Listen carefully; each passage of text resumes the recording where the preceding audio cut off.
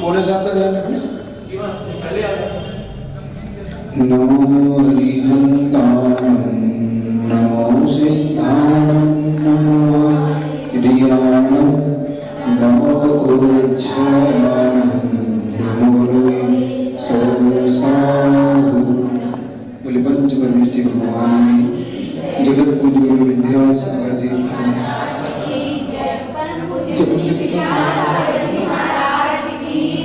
साढ़े से प्रश्नोत्तर साढ़े से करेंगे, ठीक है? इनको विचक्षण आगे, ठीक? चलो अब तत्व के विषय में, ठीक है ना? तत्व पढ़ रहे, क्या पढ़ रहे हो? ये आदमी है कि हम देखते हैं कि ये आदमी है कि नहीं? तत्व ही पढ़ रहे ना? ये द्रव्य देखो, आप यहाँ बताया द्रव्य ये तो द्रव्य कितने होते हैं? कौन कौन से? जीव द्रव्य का लक्षण क्या है? जिसमें जिसमें ज्ञान दर्शन भी चेतना पाई जाए उसे जीव के लिए। अजीव का लक्षण क्या है? जो ठीक विपरीत हो, जीव से विपरीत बोल दो। जीव से विपरीत अजीव होता है, जिसमें ज्ञान लक्षण नहीं होते, मात्र। अब इसके ऊपर द्रव्य है ना, हाँ कल अपना काल द्रव्य हो गया ना, काल द्रव्य चल रहा था, हाँ काल द्रव्य के बारे में। तो अपन ने धर्म द्रव्य के बारे में समझा, जो जीव और पुद्गल को, चलते हुए जीव पुद्गल को क्या करता है? चलने में, चलते हुए को, है ना? ये प्रेरणा नहीं देता। ये कौन सा निमित्त है इसका? ये उदासीन निमित्त से काम करता है।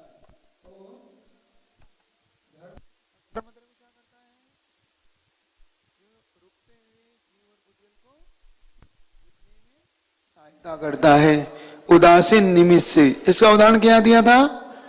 छाया। वृक्ष की छाया में जैसे पथिक यानी जो लोग यात्रा करते हैं, थक जाने पर उसका आश्रय लेते हैं, ऐसे ही जो जीव पुद्गल रुकना चाहते हैं, उन्हें ये रुकने में सहयोग करता है। आकाश द्रव्य क्या करता है? स्वयं आकाश द्रव्य सभी द्रव्यों को स्थान दे, अवगाहना जिसको बोलते हैं, क्या बोलते हैं? अवगाहना, स्थान देता है, उसे हम आकाश द्रव्य कहते हैं, ठीक है? अब काल द्रव्य के विषय में, जो स्वयं परिणमन करता हुआ अन्य द्रव्य को परिणमन कराने में उदासीन रूप से सहयोग करता है, सहकारी कारण होता है, उसे हम काल द्रव्य कहते हैं। काल द्रव्य के किसी को जबरदस्ती परिवर्तन नहीं कराता, वो अपनी उपस्थिति से स्वयं परिवर्तित होता है। मतलब स्वयं वो काल द्रव्य अपनी निमित्त उपस्थिति रखता है और अपने आप ही उसकी परिवर्तन हो जाता है। जैसे महाराज जी यहाँ पे आ जाते हैं और नहीं आते उससे पहले का माहौल देखो, हल्ला गुल्ला, आपस में बातचीत, झगड़ा, ये वो सब। मैं यहाँ बैठेंगे, हम वहां बैठेंगे, हम ये पुस्तक ले, और जैसे महाराज आते हैं तो बस महाराज जी का बैठना पर्याप्त होता है और सब बिल्कुल अपने अपने व्यवस्थित हो जाते हैं। तो महाराज जी ने किसी से कुछ कहा तो नहीं, उनको देखकर ही परिवर्तन, ऐसे ही काल द्रव्य को देखकर ही परिवर्तन हो जाता। तो काल द्रव्य अब परिवर्तन करता हुआ जीव और पुद्गल को परिवर्तन करने में सहयोग देता है, उसका नाम है काल द्रव्य। अब इसके लिए उदाहरण दिया, जैसे कुम्हार के चाक के नीचे जो कील होती है, चक्र होता है ना जिसमें कुम्हार घड़ा बनाता है, तो उस चिल के नीचे जो कील होती है, तो वो कील एक प्रकार से चाक को घुमाती नहीं है, घूमने में सहयोग करती है। क्या करती है? कील तो स्थिर रहती है, लेकिन जब कुम्हार उस चाक को डंडी से घुमाता है, देखा है कभी? यूट्यूब पे देख लेना, देखा है? तो यूट्यूब पे नहीं हो तो यूट्यूब पे देख लेना, अथवा आचार्य जी की पिक्चर के लिए विद्योदय, उसमें दिखाया है, कुम्हार का दृश्य दिखाया है, और कुम्हार घड़ा बनाता हुआ ऐसे घुमा रहा है लकड़ी से, वो देख लेना। तो जैसे कील नहीं घूमती, मात्र चाक घूमता है, मात्र कील स्थिर रहती, ऐसे ही काल द्रव्य स्थिर रहता है। मात्र जीव और इत्यादि 6 द्रव्यों में जो 5 द्रव्य हैं उनको परिवर्तन में सहयोग करता है। काल द्रव्य स्वयं को परिवर्तन करने में स्वयं सहयोग होता है, मतलब उसे दूसरे किसी काल द्रव्य की जरूरत नहीं है कि अनावस्था दोष आ जाएगा, वरना क्या आ जाएगा? अनावस्था दोष किसे कहते हैं महाराज? अब ये देखो, आपको एक एक शब्द नए नए भी देते जाऊंगा। जैसे अविनाभाव संबंधी आपको है ना, न्याय का शब्द था आपको अविनाभाव संबंधिया। ऐसे एक अनवस्था दोष होता है। अनवस्था दोष का मतलब होता है, मान लो आपने दीपक को जलाया, तो किस दीपक से जलाया? इस दीपक से जलाया। तो इस दीपक को किस दीपक से जलाया? उस दीपक से जलाया। तो उस दीपक को किस दीपक से जलाया? तो आपको ये बताना पड़ेगा वो कौन सा दीपक है जिसने इन सबको जलाया एक दूसरे के। तो ये अनवस्था दोष आ जाता है कि भाई ये तुमने किया, नहीं उनने किया। तो उनने किसको बताया? उनने बताया। आप पूछते ना आपको किसने बताई ये बात? उनने बताई। भैया आपको किसने बताई? उनने बताई। बस चैन ही नहीं मिलती किसने बताई, और बात तो किसी ने नहीं बताई, बस एक दूसरे पे घूम रही है। उनने बताई, उनने बताई, इसे बोलते हैं अनवस्था दोष। अगर काल द्रव्य स्वयं परिणमन ना करे तो अनवस्था दोष ही आएगा कि उस काल द्रव्य को कौन परिणमन करा रहा है, तो फिर जिसे वो करा रहा है तो उसको कौन करा रहा है, ऐसे इसकी लिंक नहीं मिलेगी। इसलिए जैनियों के यहाँ अनवस्था दोष नहीं है। हमारे यहाँ पर काल द्रव्य स्वयं परिवर्तन करता हुआ अन्य द्रव्य को परिवर्तन कराता है ना, ऐसा। तो ये अनवस्था दोष नहीं होना चाहिए। दोष एक प्रकार का दोष हो गया तो फिर तो वो द्रव्य में फिर कमी आ जाए है ना। तो कील स्वयं नहीं चलती ना चाक को चलाती, फिर भी कील का अभाव में चाक घूम नहीं सकता। अगर कील नहीं हो तो चाक फिर घूम नहीं सकता।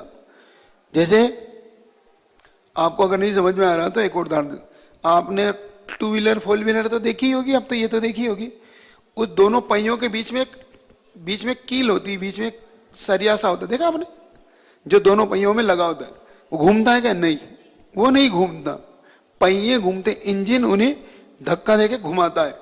लेकिन अगर वो नहीं हो तो गाड़ी भी नहीं हो, क्योंकि पहिए किस पर टिकेंगे। ऐसे ही अगर कील नहीं हो तो चाक, ऐसे ही काल द्रव्य नहीं हो तो परिवर्तन भी। क्योंकि कल आपको बताया था कि हमें बाहर और अंतरंग 2 निमित्तों की आवश्यकता पड़ेगी। बाहर में काल द्रव्य, अंतरंग में अपनी उपादान की शक्ति। क्या? बाहर में काल द्रव्य, बिना काल द्रव्य के भी नहीं हो सकता, तो अंदर की उपादान शक्ति के बिना भी ये कार्य।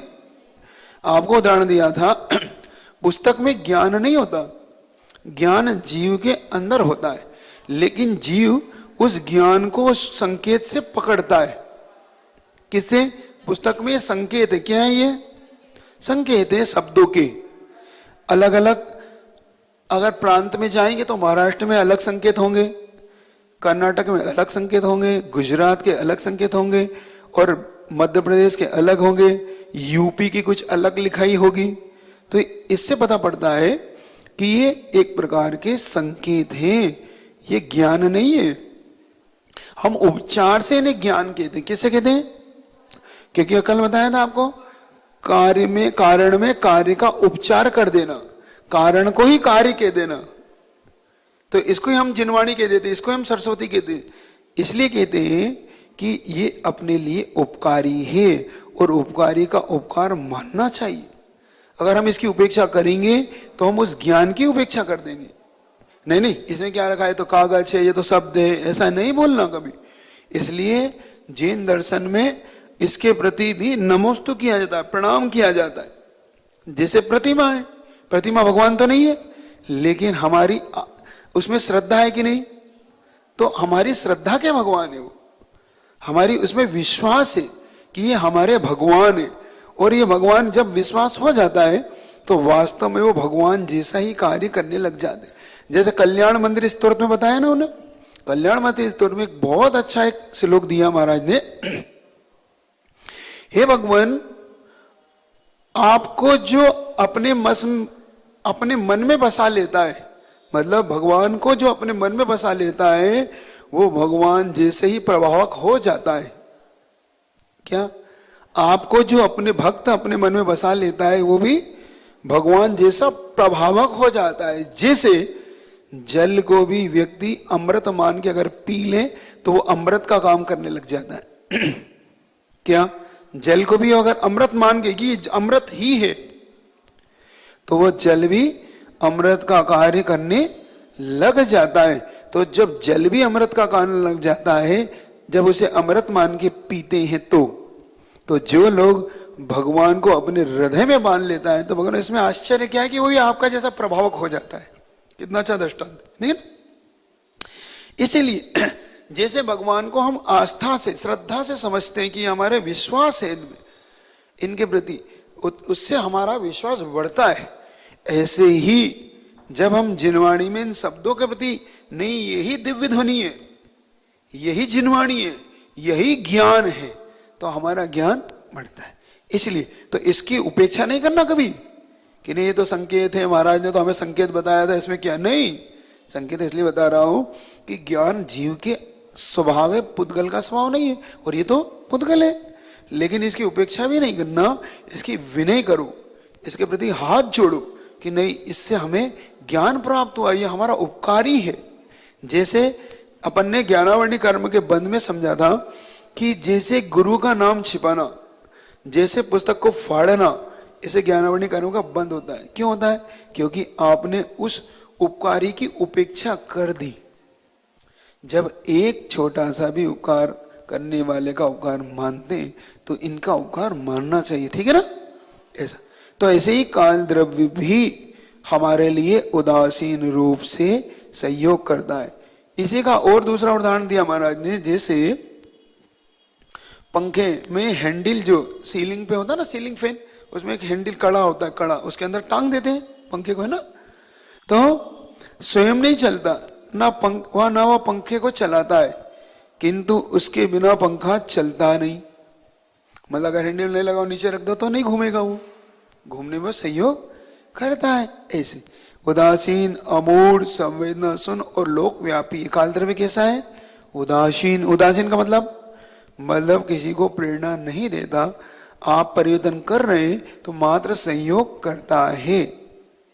जैसे बहुत से टीचर उदासीन हो जाते हैं उन छात्रों से जो नहीं पढ़ते।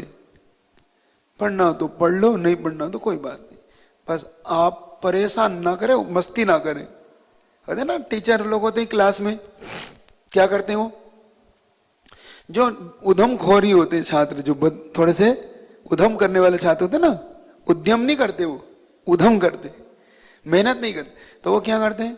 पढ़ाई नहीं करके वहां पे बैठे बैठे कुछ गड़बड़ करते रहते हैं। कुछ इधर चिट फेंकेंगे, कहीं कुछ कागज फेंकेंगे, कहीं उसको छेड़ेंगे, कहीं उसको। तो उनसे कहते हैं देखो नहीं पढ़ना कोई बात, लेकिन उधम नहीं करना। उधम करी तो समझना। ऐसे ही तो उदासीन हो जाते हैं। पढ़ना हो तो पढ़ लो, नहीं पढ़ना तो कोई बात नहीं। और जो पढ़ते हैं उनके लिए प्रेरक हो जाते हैं, उन्हें फिर सपोर्ट करते हैं टीचर भी, तुम ऐसा पढ़ो, कोई दिक्कत नहीं, दिक्कत आता है तो मुझे बताओ, मैं तुम्हारे सहयोग। तो वो लोग उनका सहयोग करते। समझ में आ रही है बात आपको? है समझ में आ रही कि आलस आ रहा? मुंह तो फट। तो याद रखो ये तो काल द्रव्य भी ऐसा है। अब काल के कितने भेद हैं? दो काल के, एक होता है व्यवहार काल, एक होता है निश्चय काल। तो व्यवहार काल किसे कहते हैं? मिनट, घंटा, दिन। हमारे यहाँ सेकंड होता ना, सेकंड से मिनट, मिनट से घंटा, घंटे से दिन, दिन से पक्ष, पक्ष से मास, मास से वर्ष, और वर्ष से युग बनते हैं अपने यहाँ। तो ये सब व्यवहार काल है। फिर शताब्दी बनती 100, अर्ध शताब्दी, स्वर्ण, रजत, अलग अलग बनते हैं ना क्या? रजत गांठ, रजत वर्षगांठ, स्वर्ण, फिर है ना प्लेटिनियम, ऐसे बनते ना अलग अलग। फिर हीरक है ना, 100 को बोलते हैं हीरक, 100 को ही बोलते शायद। 25 को तो रजत बोलते हैं, 50 को स्वर्ण, और 75 को प्लेटिनियम, ऐसे कुछ है। और 100 को हीरक, शायद जो हीरा जैसा हो गया। अपनी कौन सी है? 85 के हो गए, 50 के हो गए, बहुत है, भगवान महावीर के बराबर। भगवान ने बहुत में तो केवल ज्ञान के मोक्ष प्राप्त कर लिया था, अपन कुछ करो चाचा। है हाँ, तो मिनट, घंटा, दिन आदि ये सब हमारे क्या है, व्यवहार काल, घड़ी इत्यादि, है ना। आचार्य से ने एक उदाहरण दिया था, आपको याद होगा, आप अब वो सब याद करो जो हमने संस्मरण सुनाए, है ना। आचार्य जी से किसने कहा था कि हम काल द्रव्य कुछ नहीं होता, काल द्रव्य को हम नहीं मानते, कहा था ना। तो आचार्य जी ने क्या जवाब दिया था, फिर ये घड़ी क्यों पहन रखी जब तुम काल द्रव्य मानते ही नहीं हो, तो ये घड़ी लटकाया, इससे ज्यादा काल द्रव्य को और कौन मानता होगा, तुमसे ज्यादा काल द्रव्य को कौन मानता होगा। कैसे महाराज, ये घड़ी क्यों टांग रखी अगर काल द्रव्य को नहीं मानते हो तो ठीक है महाराज, आपने मुझे आज समझा दिया, है ना, स्वीकार कर लिया उसने ऐसा। तो काल द्रव्य को भी स्वीकार कर लिया। तो यहां पर घड़ी मिनटा व्यवहार जितना भी है वो व्यवहार हमारा व्यवहार काल से चलता है, क्योंकि हम उम्र किससे नापते हैं, व्यवहार काल से नापती है उम्र, निश्चय से नहीं। क्योंकि निश्चय तो शुद्ध द्रव्य, निश्चय क्या है, उसमें मिनट घंटा का कोई रोल नहीं, मात्र एक कालाणु बता रहे। प्रत्येक द्रव्य के प्रति समय परिणमन कराने में सहकारी कारण है, उस द्रव्य को हम निश्चय काल कहते। क्या, प्रत्येक द्रव्य के प्रति समय परिणमन कराने में सहकारी कारण से हम क्या बोलते हैं, निश्चय काल। क्योंकि निश्चय काल हम उसी को ही बोलते हैं ना, जो प्रति समय परिणम। लेकिन जो हम नापते हैं व्यवहार, जो परिणमन का नाम संयोग करता है वो प्रति समय, एक एक प्रति समय। क्योंकि अपनी जैन दर्शन के अनुसार सबसे काल की सबसे इकाई को क्या बोलते हैं, छोटी इकाई को समय। क्योंकि इनने तो सेकंड बोला है, अपनी एक सेकंड में असंख्यात समय हो जाते हैं, ध्यान रखना। एक सेकंड में कितने समय, असंख्यात समय, कई आवलियां हो जाती है, वो ध्यान रखो। तो यहां पर अपने जैन दर्शन में और सूक्ष्म है। अब महाराज ये कैसे कह सकते हैं अपन, ऐसे कह सकते हैं अपन, क्या विज्ञान ने सेकंड के करोड़ों पार्ट कर लिए कि नहीं, हाँ विज्ञान ने सेकंड के भी करोड़ों पार्ट कर लिए। महाराज कैसे कर लिए, ऐसी तो घड़ी दिखी नहीं आज तक मैं बताता हूं कैसे कर लिए। ऐसे समझो, एक पान लिया, पान मान लो, एक पान को छेद करने में सुई से 1 सेकंड लगता है मान लो, तो 100 पान को सेकंड सुई करने में कितने, छेद करने में कितना समय लगेगा, नहीं, यही तो कह रहा है। वो एक पान को 1 सेकंड में करता है तो 100 पान को भी 1 सेकंड में करता है वो। जैसे एक पान को धीरे से करा 1 सेकंड, तो उसने क्या करा, ऐसा रखा और ठोक दिया, सोई के सोई पान में वो सुई उतर गई, उसने एक ही बार में सुई छेद कर दी कि नहीं। तो जो 100 छेद एक साथ हो गई, वो 1 सेकंड के 100 पार्ट हो गए उसके, हो गए कि नहीं, अपने आप समझ लो, समझता है दिमाग तो अपना हो गए कि नहीं। मतलब 1 सेकंड के 100 पार्ट कैसे कर लिए उसने। अब नहीं तो ऐसे समझो, एक बाल को घुमाने के लिए उन्होंने घुमाया, तो 1 मिनट में वो बाल मान लो 1 लाख बार घूमी 1 मिनट में। कोई ऐसी बहुत फास्ट यंत्र से घुमाया उन्होंने, जो भी यंत्र उनके पास, उस यंत्र से उन्होंने नापा कि ये 1 लाख बार घूम गई। तो अब 60 सेकंड में 1 मिनट होता है, तो उसके 60 पार्ट कर दिए अपन ने, सेकंड में व्यक्त कर लिया। तो 1 सेकंड में कितने आ गए, 1000, मतलब 1500 और कुछ, 60 करना है अपने को, है ना। 60 में 1.5 नहीं, 1300 और कुछ, 1300 कुछ आएंगे, 1300 कुछ बार घूमा 1 सेकंड में, तो 1 सेकंड के कितने पार्ट हो गए, 1300। ऐसे निकालते हैं वो, ऐसे वो करोड़ों पार्ट करते हैं उसके। एक पार्ट करने का तरीका समझ में आ गया आपको, ऐसे घुमा के उसकी निकाल लेते कि इसमें इतने तो इसमें इतने। चूंकि नहीं जमाते आप, चूंकि इतने में कार्य करते तो इतने लोग कितने में काम करें, गणित में नहीं जमाते, मैथ्स में चूंकि नहीं जमाते, चूंकि नहीं बोलते आप, है करते ना। 10 व्यक्ति इस कार्य को इतने दिन में करते हैं, तो 2 व्यक्ति इस कार्य को कितने दिन में करेंगे। हाँ, अब इंग्लिश में बोल दी तो प्रॉब्लम, नहीं तो हिंदी की कितनी अच्छी है देखो। क्योंकि इतने लोग इतने दिन में कार्य करते तो इतने दिन को इतने दिन कितने कार्य करे, है ना, याद कर लिया करो, है ना। तो निश्चय काल की सबसे छोटी इकाई अपने काल द्रव्य की समय। तो निश्चय काल जो प्रति समय परिणमन कराने में सहकारी गण से निश्चय काल कहते। अब समय किसे कहते हैं? काल की सबसे छोटी इकाई को अथवा एक परमाणु। अब देखो एक कैसे नापा इन्होंने, एक परमाणु मंद गति से एक प्रदेश से दूसरे प्रदेश में जाने पर जितना समय लेता है उसे हम एक समय कहते हैं। हम जितना काल लगा था, मतलब एक बिल्कुल मंद गति, बिल्कुल मंद गति से पार कर रहा है, तो एक प्रदेश उसने ऐसे पार किया तो वहां पर वो एक समय, तो उसी को इन्होंने गणना का विषय, जैसे अपन ने पान को बनाया, गेंद को बनाया, इन्होंने उसकी गति को बनाया, परमाणु की गति को। और एक परमाणु अगर तेज गति से चले तो कितने, कहां तक जा सकता है? 14 राजू। वही परमाणु अगर तेज गति से चले तो एक समय में 14 राजू जा सकता है, और वही परमाणु मंद गति से चले तो एक प्रदेश को पार करता है। ये तो उसके अपने अपने समय। तो इस प्रकार से काल द्रव्य की एक दूसरे प्रदेशों में जाने को काल कहते। अब समय तो सत्य, किंतु निश्चय काल कुछ प्रतीत नहीं होता। अब ये तो महाराज समझ में आ रहा है, प्रश्न देखो महाराज ने किया कि ये तो समझ में आ रहा है कि घड़ी घंटा ये तो दिखाई दे रहा है। अब निश्चय काल कुछ समझ में प्रतीत नहीं होता, होता है भी कि नहीं होता है क्या मालूम। लेकिन अपने यहां पर एक पक्ष दूसरे पक्ष को साबित करता है। पहले तो ये बना लो, है क्या? एक पक्ष होने पर दूसरा। अब मान लो कोई बेटा है तो उसके पिता होंगे कि नहीं?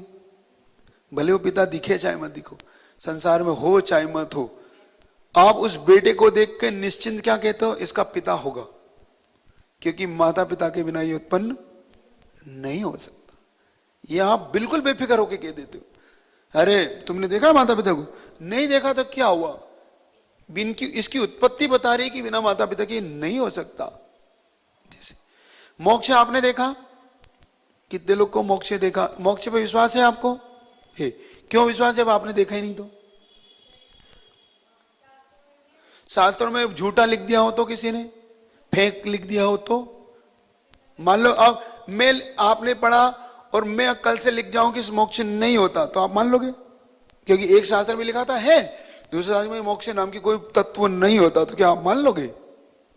आपको तर्क बुद्धि लगाना होगी जिससे आप समझ सको। अभी जो मैंने दिया आपको उस सिद्धांत से चलो तो आपको जल्दी समझ में आए। एक पक्ष है तो दूसरा पक्ष अवश्य होगा, ये नियम है। हाँ, इससे इस पक्ष से चलो, शास्त्र से चलो तो नहीं समझ पाओगे। शास्त्र तो कोई कह देगा कि नहीं है तो हम मान लेंगे क्या? किसी ने लिख दिया शास्त्र में है और किसी ने लिख दिया नहीं है, मान लो। जैसे अजैन किसी शास्त्र में ऐसा लिखा हुआ है कि मोक्ष नाम की कोई वस्तु नहीं होती, मात्र जो कुछ है यही है जो दिख रहा है, तो क्या आप मान लोगे? क्योंकि आपने तो लिखा हुआ मान लिया। अब आपको मैं बता दूं कैसे। जैसे कि सिक्का होता है, सिक्का एक पहलू होता है, दो पहलू का होता है, दो पहलू का। ऐसा तो नहीं एक पहलू वाला सिक्का होता, हो ही नहीं सकता, वो सिक्का ही नहीं कहलाता एक पहलू वाला। सिक्के के दो पहलू, तो हेड है तो और टेल है तो हेड पक्का। अच्छा, दीवार है तो इस ओर है तो उस ओर भी कुछ होगा कि नहीं होगा? दीवार है ये बता रहा है कि इस ओर भी है तो उस ओर भी कुछ है, वरना दीवार का क्या काम था? जब उस ओर कुछ है ही नहीं तो दीवार का क्या काम है? उस ओर है कुछ, इसी को तो बांटने के लिए दीवार है। तो ये पक्ष इधर का है तो उस पक्ष आपका आगे है तो पीछे पीठ है कि नहीं? कि बिना पीठ के हो? नहीं है ना? है। हर चीज का दो पक्ष होंगे। समझ में आ रही है आपको बात? विष है तो अमृत भी है, सुख है तो जीवन है, तो सबके एक एक पक्ष देख लो आप। ज्ञान है तो अज्ञान भी है, सबका एक पक्ष जरूर मिलेगा आपको। अमीर है तो गरीब भी, भूखा है तो पेट भरने वाला भी है, जिसके पेट भरा हुआ। कोई संतुष्ट है तो कोई असंतुष्ट है, सब चीज का आपको एक पक्ष जरूर मिलेगा। अब ऐसे देखो, संसार है तो आगे आपकी गाड़ी, हमें संसार पक्ष से पकड़ना है कि मोक्ष है? नरक है तो, मनुष्य है तो, हर चीज का दूसरा पहलू जरूर मिलेगा आपको। ऐसा हो ही नहीं, स्त्री है तो मिलेगा आपको पहलू, बिल्कुल आप खोजोगे तो सब कुछ मिलेगी आपको। इसलिए संसार है तो मोक्ष भी है। इसलिए हम दावे से कहते हैं कि संसार अगर नहीं होता तो मोक्ष भी नहीं होता। संसार जो दिखाई दे रहा है इसका मतलब इसका दूसरा पक्ष भी अवश्य है, मोक्ष भी है।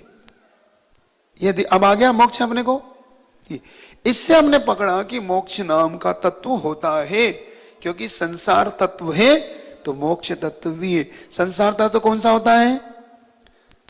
आश्रव और बंध संसार तत्व है। संवर और निर्जरा ये मोक्ष तत्व का हेतु है। आश्रव और बंध ये संसार तत्व का हेतु है। सेम बता रहा है अपने लिए। ये दोनों ही, आश्रव बंध से संसार चलता है, संवर और निर्जरा से मोक्ष चलता है। सीधा सीधा हेतु, बस सीधा सीधा हेतु पकड़ना अपने, ठीक है ना। तो यहां पर काल द्रव्य के लिए उन्होंने, अब आपको समझ में आएगा। व्यवहार काल है तो जो कह रहे थे हमें निश्चय काल समझ में नहीं आता, उन्हें आ गया उन्हें निश्चय काल समझ में आ गया, क्योंकि जो कह रहे थे व्यवहार तो दिखता है, महाराज जी निश्चय नहीं दिखता, तो अब आपको निश्चय दिख गया। क्योंकि एक पक्ष आपके पास है, जो चीज नहीं दिख रही वो नहीं होती ऐसा मत मानो। जो चीज नहीं है उसका कोई पक्ष है क्या, ये देखो। क्या देखना है अपने को? क्या कोई उसका दूसरा पक्ष कभी दिखाई देता है क्या अपने को? अगर दिखाई देता है तो समझ लो कि उसका वो पक्ष भी है।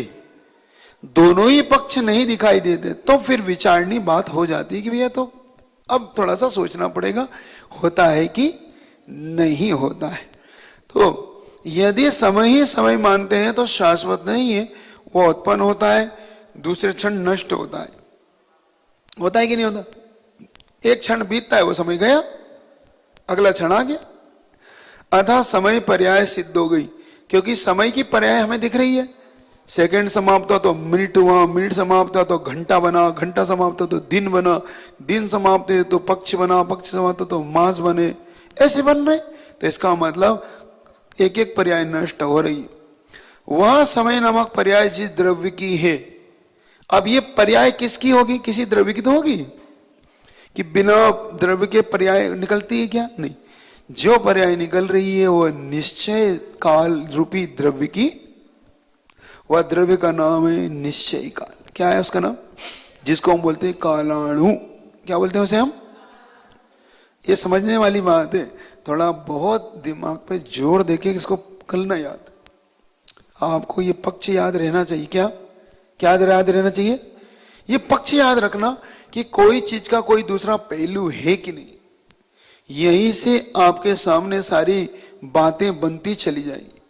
कुछ नहीं करना, इन पक्षों को याद रखोगे तो सारी की सारी बातें आपके सामने स्पष्ट होती चली जाएगी।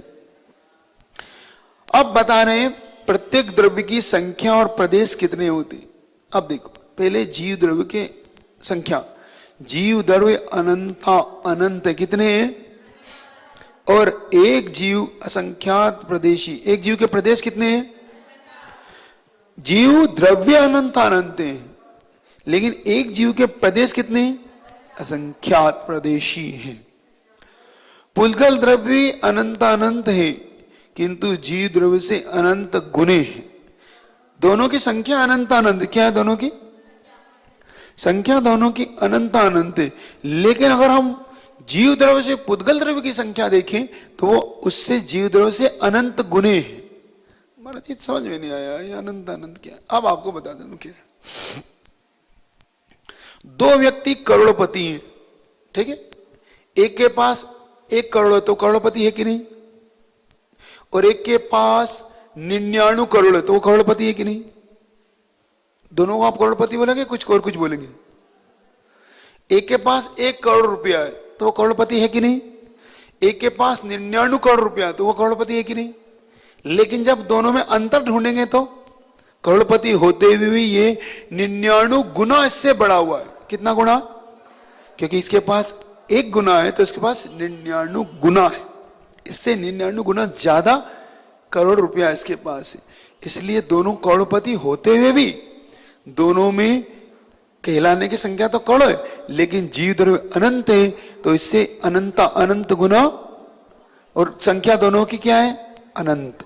अनंता अनंत, दोनों कहने में अनंता अनंत आते हैं, लेकिन दोनों में अंतर वैसे ही है जैसे 1 करोड़ वाला भी और 99 ये दोनों में विशेष तौर से ध्यान रखना। ठीक है आपको? ठीक, इस प्रकार से क्या आस्तिक कम है? आस्तिक आया क्या? तो इस प्रकार से दोनों, तो जीव द्रव्य कितने हैं? अनंतानंत। और एक जीव प्रदेश, तो एक जीव असंख्यात प्रदेशी है, पुद्गल द्रव्य अनंत गुणे। अब पुद्गल द्रव्य के प्रदेश कितने हैं? तो पुद्गल द्रव्य संख्यात, असंख्यात और अनंत प्रदेशी है। और शुद्ध पुद्गल द्रव्य एक प्रदेशी भी होता है। शुद्ध पुद्गल द्रव्य होता है ना, एक परमाणु जिसको बोलते हैं, नहीं, वो भी संख्यात प्रदेशी होता है। एक परमाणु भी, अणु भी संख्यात प्रदेशी ही कहने में एक आएगा, लेकिन परमाणु उसके। अब द्रव्य द्रव्य धर्म द्रव्य ऐसा है, एक है, अखंड है, एक है, और असंख्यात, क्योंकि वो पूरे 14 राज्यों में व्याप्त होकर रहता है। और 14 राज्यों के प्रदेश कितने हैं? तो असंख्यात प्रदेश होते हैं, है ना। आकाश के कितने प्रदेश हैं? तो असंख्यात। इससे बाहर जब जाओगे तो आकाश अनंता, आकाश अनंत प्रदेशी सिद्ध होगा। ठीक, चलिए। अब अधर्म द्रव्य भी एक प्रदेश, एक द्रव्य है और असंख्यात प्रदेशी वाला है। ठीक है, ये भी एक अखंड द्रव्य है और यह भी असंख्यात प्रदेशी। अब आकाश द्रव्य देखिए, आकाश एक अखंड द्रव्य है। कैसा द्रव्य है? यह अनंत प्रदेशी है, किंतु जब इनके हम 2 भाग करते हैं, लोकाकाश और अलोका, तो लोकाकाश असंख्यात प्रदेशी है और अलोकाकाश अनंत प्रदेशी है ये। अब काल द्रव्य कितने हैं? असंख्यात। साल द्रव्य एक नहीं है, एक एक द्रव्य कितने हैं? धर्म द्रव्य और आकाश द्रव्य एक एक है, तीनों ही एक एक है। काल द्रव्य कितने हैं? असंख्यात। जीव द्रव्य कितने हैं? पुद्गल द्रव्य अनंत। ऐसे तो अपन जब काल द्रव्य को देखें तो वह असंख्यात है। एक लोकाकाश में रत्नों की राशि के समान एक एक प्रदेश पर एक एक व्याप्त होकर रहते हैं, स्वयं भी एक प्रदेशी ही है। काल द्रव्य कितना है? क्योंकि कैसे रहता? रत्न राशि व्यू, रत्नों की राशि के समान। रत्न होते हैं ना, रत्न, जैसे मांडले पे एक रत्न से अपन रत्नों का मांडला बना है, तो एक रत्न दूसरे रत्न के करीब है, लेकिन एक दूसरे से जुड़े हुए नहीं। ऐसे भी कालाणु पूरे 14 राज्यों में व्याप्त होकर रहते हैं, लेकिन वो एक दूसरे से जुड़ते नहीं, मिलते नहीं, सब अपना स्वतंत्र अस्तित्व लेके बनते। वो कितने होते हैं? वो असंख्यात। कितने होते हैं? प्रदेश कितने होते हैं उनके? एक कालाणु का एक प्रदेश होते हैं, ये याद रखना आपको। इस प्रकार से 6 द्रव्य आपके सामने हुए, है ना। आकाश द्रव्य, जीव द्रव्य, पुद्गल द्रव्य, धर्म द्रव्य, अधर्म द्रव्य, आकाश द्रव्य और काल द्रव्य। इस प्रकार से 6 द्रव्यों की हमने अलग अलग व्याख्याएं की है। अब द्रव्यों की संख्या और उनके प्रदेश की तालिका बताते हैं। देखो, जीव द्रव्य है अनंतानंत, प्रदेश है असंख्यात प्रदेशी। तो अनंतानंत जीव के असंख्यात प्रदेशी नहीं है, ये एक जीव द्रव्य के असंख्यात प्रदेशी। ठीक है ना, ऐसा। अब पुद्गल द्रव्य अनंतानंत, इसमें प्रदेश कितने? संख्यात, असंख्यात और धर्म द्रव्य कितने? प्रदेश कितने? अधर्म द्रव्य कितने हैं? प्रदेश कितने हैं? असंख्य। आकाश द्रव्य एक अखंड द्रव्य, कितना है ये? अनंत। काल द्रव्य कितने हैं? प्रदेश कितने हैं? एक, क्योंकि एक काल द्रव्य के, आकाश द्रव्य के कितने भेद हैं? लोकाकाश और अलोकाकाश कितने हैं? प्रदेश कितने हैं? और अलोकाकाश कितने हैं? उसके प्रदेश कितने हैं? अनंत। अनंत हैं। असंख्यात तो लोकाकाश के हैं, लेकिन अलोकाकाश के कितने हैं? तो अनंत प्रदेशी। उनकी संख्या नहीं बोलो। देखो आप लोग गड़बड़ कर गए। असंख्यात प्रदेशी नहीं है, याद रखो। लोकाकाश के अनंत प्रदेशी हैं। यही घूम जाते हो आप लोग। चलो, एक परमाणु आकाश का जितना स्थान घेरता है वो प्रदेश कहलाता है। अब प्रदेश की संख्या कितनी? प्रदेश की डेफिनेशन क्या है? एक परमाणु आकाश के जितने प्रदेश को घेरता है वो क्या? एक प्रदेश कहलाता है। ये याद रखना, ठीक है। अब जीव द्रव्य का क्या उपकार है? अब उपकार कहना रहे एक द्रव्य का दूसरे द्रव्य के प्रति। वैसे आप लोगों ने 5वें अध्याय में पढ़ा होगा तत्वार सूत्र के, लेकिन वहां अगर थोड़ा भी अगर चूक रहे हो तो इसको यहाँ पर आप पकड़ने का पुरुषार्थ करना, ताकि आपको जीव द्रव्य के बारे में समझ में आएगा कि जीव द्रव्य क्या है। देखो, जीव द्रव्य परस्पर में एक दूसरे का उपकार करते हैं। क्योंकि ये सूत्र किसका है? उमा स्वामी महाराज का। परस्परोपग्रहो जीवानाम, परस्पर में एक दूसरे पे उपग्रह मतलब उपकार करते हैं जीव द्रव्य एक दूसरे के ऊपर। अब उन लोगों के लिए समझना है यहाँ पर जो ये कहते हैं एक द्रव्य का दूसरा द्रव्य कुछ भी नहीं कर सकता है। एक द्रव्य दूसरे द्रव्य के लिए कुछ नहीं करता, ये सब भ्रम है। उन्हें समझना है क्या उमा स्वामी महाराज का ये सूत्र क्या कह रहा है। क्या उमा स्वामी महाराज का सूत्र ऐसा कह रहा है क्या कि एक द्रव्य दूसरे द्रव्य का कुछ नहीं करता? नहीं कह रहा। वो तो उल्टा ये कह रहे हैं परस्परोपग्रहो जीवानाम, परस्पर में एक दूसरे पे उपग्रह करते हैं जीव। और देखा जाता है कि नहीं? देखा भी जाता है। माता पिता बच्चे पे उपकार करते हैं, बच्चे भी माता पिता की आज्ञा मान के माता पिता पे उपकार करते हैं। वहां पर गुरु शिष्य पे उपकार करता है तो शिष्य भी गुरु की आज्ञा के अनुसार गुरु की बात मानकर जिन शासन की महिमा गाता है तो उसकी भी उपकार हो जाता है। तो एक दूसरे का उपकार किए बिना कार्य नहीं हो सकता, वरना सारा संसार कृतज्ञ हो जाए। क्या हो जाएगा? हर व्यक्ति कृतज्ञ हो। हर कहेगा तुमने कौन सा उपकार किया, वो कहेगा तुमने उपकार किया, तो आपने कौन सा उपकार किया। जब एक दूसरे के प्रति उपकार किया ही नहीं तो कोई किसी का उपकार मानेगा नहीं, और नहीं मानेगा तो फिर कोई किसी की कोई विनय, किसी के प्रति कोई सेवा का भाव क्यों करेगा, है कि नहीं। ये तो यहां पर ये याद रखना है आप एक दूसरे को, एक दूसरे से ये आपको बिल्कुल याद रखना है कि हमें उपकार। हाँ, जब हम निश्चय की चर्चा करेंगे, जब हम निश्चय में बैठ जाते हैं तब ये बात बनती है कि एक द्रव्य दूसरे द्रव्य का कुछ नहीं कर सकता। फिर तो ना भगवान किसी का कुछ करता है, ना गुरु किसी का करता है, ना शिष्य किसी का करता है, कोई किसी का कुछ नहीं, लेन देन ही नहीं। क्योंकि निश्चय में कोई किसी का होता ही नहीं। निश्चय में ना उपकार ही है ना उपकार है, कोई भाव ही नहीं होता। क्योंकि निश्चय वस्तु ही तत्व ऐसा है। निश्चय तो कोई मानता ही नहीं उपकार को। निश्चय तो कहता है जो है सो है, जो हो सो हो, जो है सो। निश्चय तो इसको स्वीकार कर। वो कहता है कोई बात नहीं, कौन किसका माता पिता, कौन किसके भाई बहन, कौन किसके, लेकिन व्यवहार अगर चलता है तो आप लोग व्यवहार चलाते हो। जब ध्यान में बैठते हो तब निश्चय आता है, लेकिन जब आप जिन शास्त्र की इत्यादि पढ़ते हो एक दूसरे के प्रति तो ये उपकार करते हो, तब आप व्यवहार करते हो और व्यवहार में उपकार होता है। तो यहां पर हम अभी व्यवहार में पढ़ रहे हैं कि निश्चय में? तो व्यवहार में पढ़ रहे हैं। तो जब व्यवहार से बोल रहे हो तो समझ में नहीं आती है आप कैसे कहते हो कि निश्चय में उपकार नहीं होता है। मतलब आप कैसे कह सकते हो कि उपकार नहीं करता, तो आप बोल कैसे रहे हो? क्योंकि निश्चय में तो बोलना भी नहीं होता, सुनना भी नहीं होता, तो बोले चल बैठना भी नहीं, तो उठना बैठना कुछ नहीं होता निश्चय में। ये समझो तो पहले। नहीं समझने के कारण व्यक्ति इस प्रकार से भटक जाए। चलिएगा, आपका समय हो गया, फिर आगे से इनका अपन। कितनी बज गई? ठीक है, घड़ी है, ठीक चल रही है घड़ी है, बज गई ना? चलिए बजाई दो, कोई बात नहीं, अपन इसको और कर ले, जाप कर ले, फिर कल अपन इसको कर ले। इस प्रकार से कल अपन आगे के द्रव्य को समझे।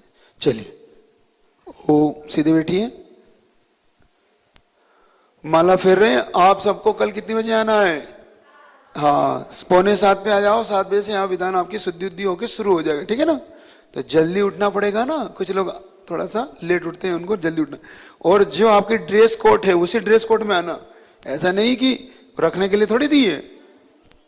जिनको नहीं मिली वो तो केसरिया में आ जाओ, और जिनको मिल गई वो अपने करके आना। आपको 6:30 का समय दिया था, आप कितने बजे आ रहे हैं? अब तो समय हो गया, कल पूछना, ठीक है ना, कोई बात। आप समय से आइए, अब कम समय से चलेगा, ऐसा नहीं आप उठ के चले आए। आप बिल्कुल इसको मत समझो, आप समय पे आओ, समय पे करो, कोई बात नहीं, नहीं करना तो कोई बात नहीं आपको। चलिएगा, चलिए जाप करेंगे अपन, सीधे बैठे आप लोग। ओम सम्यक दर्शनाय नमः, ओम सम्यक ज्ञानाय नमः, ओम सम्यक चारित्राय नमः। आप लोग धीरे धीरे उस पे देखें, ठीक है, धुन देखें। ओम ह्रीम अरम अस्या उषा नमः, ओम ह्रीम अरम अस्या उषा नमः, ओम ह्रीम, जोर से बोलो, ओम ह्रीम, ओम ह्रीम अरम अस्या उषा नमः, ओम ह्रीम अरम अस्या उषा नमः, ओम ह्रीम, ओम ह्रीम, ओम ह्रीम अरम अस्या उषा नमः, ओम ह्रीम अरम अस्या उषा नमः, ओम ह्रीम, ओम ह्रीम, ओम ह्रीम अरम अस्या उषा नमः, ओम ह्रीम अरम अस्या उषा नमः, ओम ह्रीम, ओम ह्रीम, ओम ह्रीम अरम अस्या उषा नमः, ओम ह्रीम अरम अस्या उषा नमः, ओम ह्रीम, ओम ह्रीम, ओम ह्रीम अरम अस्या उषा नमः, ओम ह्रीम अरम अस्या उषा नमः, ओम ह्रीम, ओम ह्रीम, ओम ह्रीम अरम अस्या उषा नमः, ओम ह्रीम अरम अस्या उषा नमः, ओम ह्रीम, ओम ह्रीम, ओम ह्रीम अरम अस्या उषा नमः, ओम ह्रीम अरम अस्या उषा नमः, ओम ह्रीम, ओम ह्रीम, ओम ह्रीम अरम अस्या उषा नमः, ओम ह्रीम अरम अस्या उषा नमः, ओम ह्रीम, ओम ह्रीम, ओम ह्रीम अरम अस्या उषा नमः, ओम ह्रीम अरम अस्या उषा नमः, ओम ह्रीम, ओम ह्रीम, ओम ह्रीम अरम अस्या उषा नमः, ओम ह्रीम अरम अस्या उषा नमः, ओम ह्रीम, ओम ह्रीम, ओम ह्रीम अरम अस्या उषा नमः, ओम ह्रीम अरम अस्या उषा नमः, ओम ह्रीम, ओम ह्रीम, ओम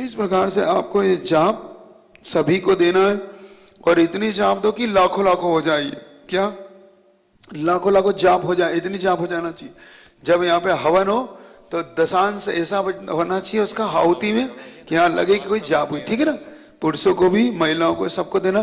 कल यहाँ रजिस्टर रख देना आप, तो उनकी जाप के आगे अपनी अपनी संख्या लिख के जाना है आप सबको। रजिस्टर आपको यहाँ रखा रहेगा, उस रजिस्टर के अंदर आपको अपनी जाप की संख्या लिखना है, 5, 7, 10 जितनी आपने फेरी। तो कल आप 6:30 पे आके जाप करो, 5 तो 6:30 पे आके, फिर 7 बजे से कार्यक्रम।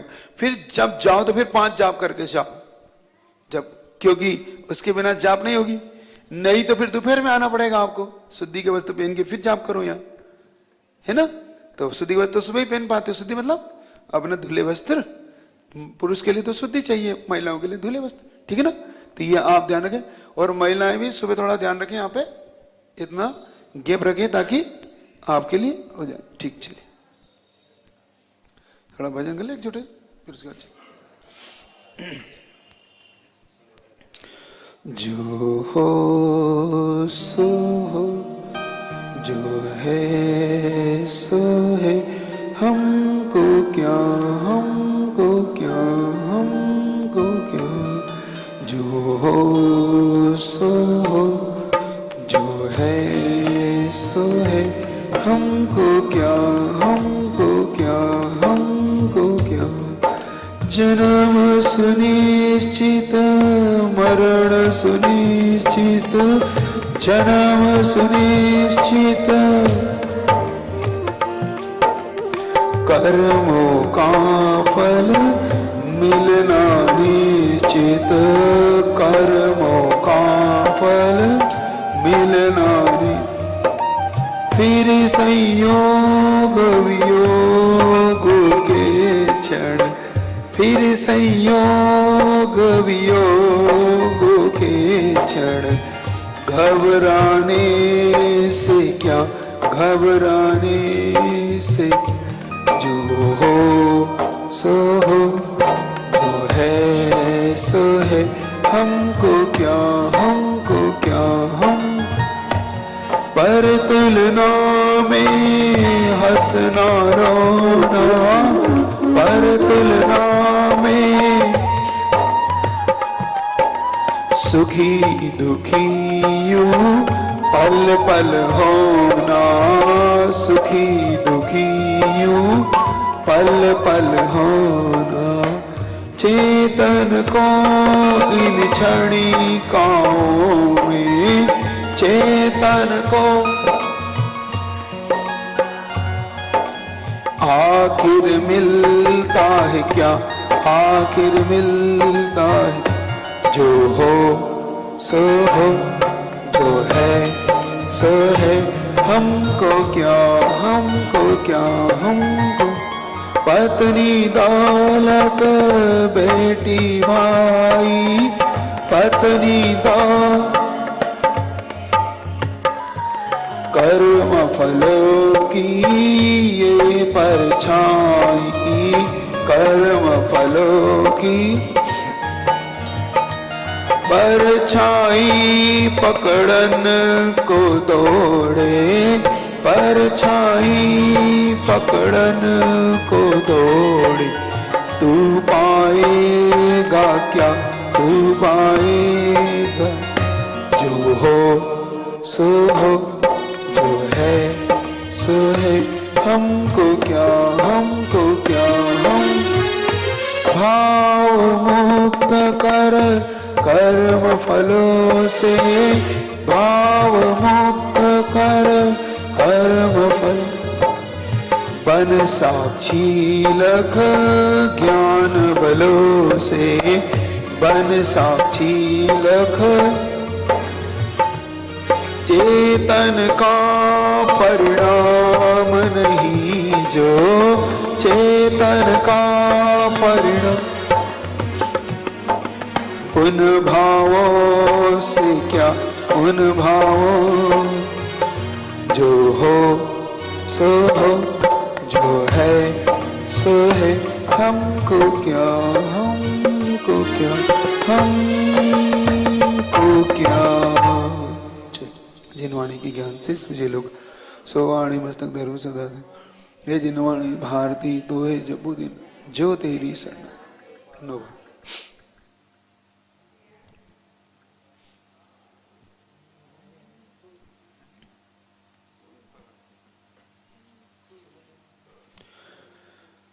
अब रोज शाम का भी एक मैसेज डालना, रोज सिद्ध चक्र की आरती होगी इसका डाल देना। इसके बाद हमारी मतलब आरती करने के बाद सिद्ध चक्र की आरती करवाना। चलो चलो।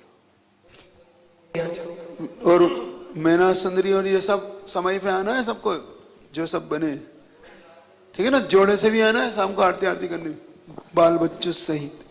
पूछ रहे थे लोग मैना सुंदरी के बच्चे होते कि हाँ होंगे, आ जाओगे। बोले संत श्रोमणी आचार्य गुरु विद्यासागर जी महामुनिराज की, बोले परम पूज्य वीर सागर जी, विशाल सागर जी, धवल सागर जी महाराज की। मेरी जब से मिला है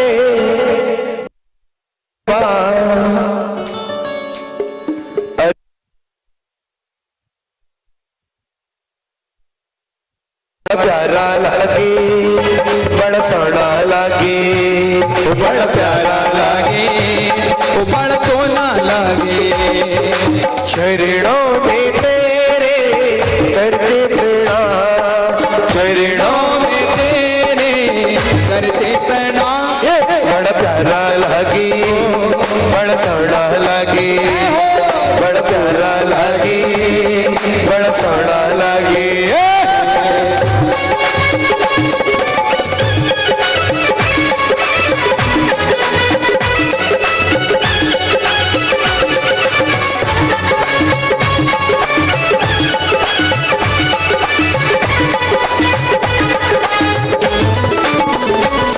ये सरधना का दरबार है सुंदर, ये सरधना का दरबार है सुंदर।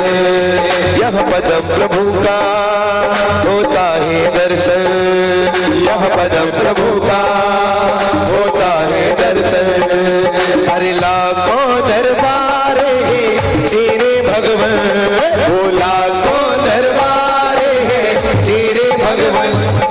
और बढ़ा ले मुझे अपना बना ले, और बढ़ा ले मुझे अपना बना ले।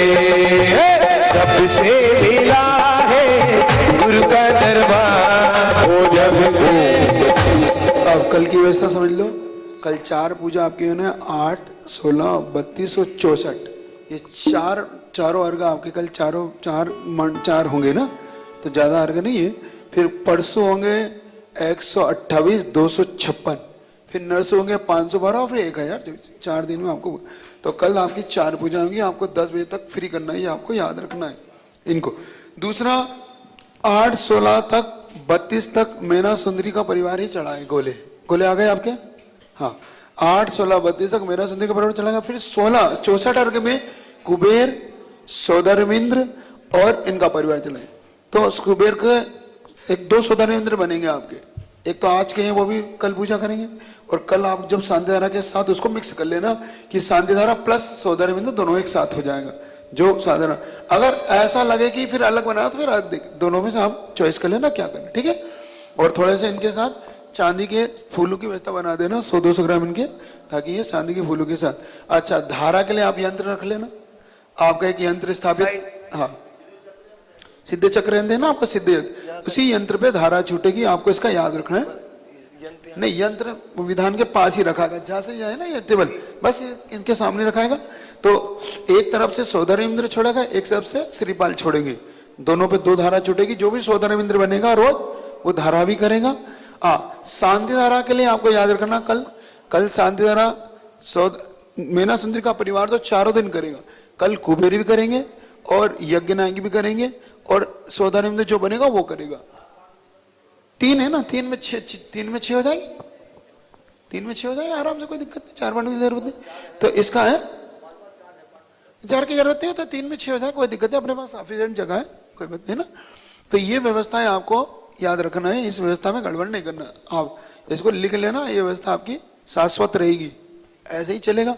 हाँ परसों नरसों से फिर कुबेर की जगह अगला जो इंद्र अपना कोई नया बनता है उस परसों बदला देंगे क्या व्यवस्था, ठीक है ना। और उसके बाद आम जनता को जब 132 अर्घ में फिर गोले चढ़ाने को फिर आम इंद्र को उसमें मिलेगा। आम जनता कल तक ना घुसे, कल सिर्फ मेन इंद्रों को ही मिलेगा, चाहे जो इंद्र है वही। परसों से आम जनता के लिए अपन 132 अर्घ, जब 256 और 132 5 फिर इनसे अपन ले लेंगे। शनिवार को लगातार 2 पूजा या तो लगातार होगी या 2 बार में होगी, तो आपको निर्णय करना है। शनिवार क्योंकि छुट्टी का दिन है तो लगातार पूजा करना है कि सुबह दोपहर में करना है? लगातार ना, हाँ फिर लगातार करिएगा, ठीक है, ठीक है ना। उस दिन शनिवार है, ठीक है। ये इक्की और बड़ा ले वो मुझे अपना बना ले, इक्की और बड़ा ले वो मुझे अपना बना ले। जब से मिला है गुरु का दरबार, जब से मिला है गुरु का दरबार, बड़ा प्यारा लगी, बड़ा सड़ा लगे, बड़ा प्यारा लगी, बड़ा सोना लगे। बोले संतमणि आचार्य विद्यासागर जी महाराज की जय हो। बोले पंच परमेष्ठी भगवान की। सभी लोग पंच परमेष्ठी भगवान की आरती करेंगे। ओ बाजी छम छम छम छम छम बाजी घुंघरू, बाजी घुंघरू, आंखों में दीपक लेके आरती करो। ओ बाजी